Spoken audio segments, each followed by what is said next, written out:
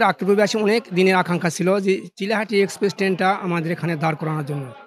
তো আমরা হয়তো চিলাহাটি ট্রেনটার জন্য খুব অনেক দিন থেকে চেষ্টা করতেছি।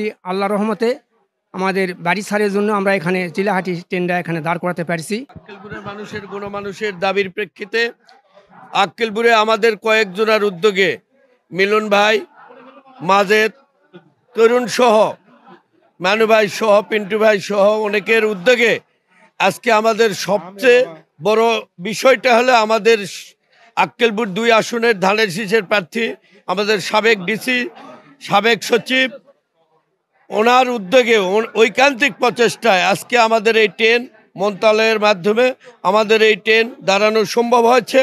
আজকে একটা খুব উজ্জ্বলময় দিন হিসাবে আমরা দেখছি আক্কেলপুরবাসী। চিলাহাটি এক্সপ্রেস ট্রেনটি আমাদের এখানে প্রাণের দাবি ছিল দীর্ঘদিনের এলাকাবাসীর, সেই কাজটি আজকে সম্পন্ন হলো।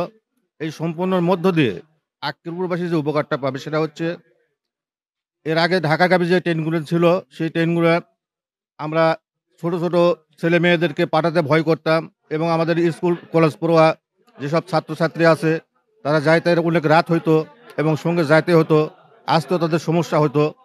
তো এই থেকে আমরা অনেক পরিত্রাণ পেলাম। এই ট্রেনের জন্য তারা নির্দ্বিধায় একা একা ভ্রমণ করতে পারবে।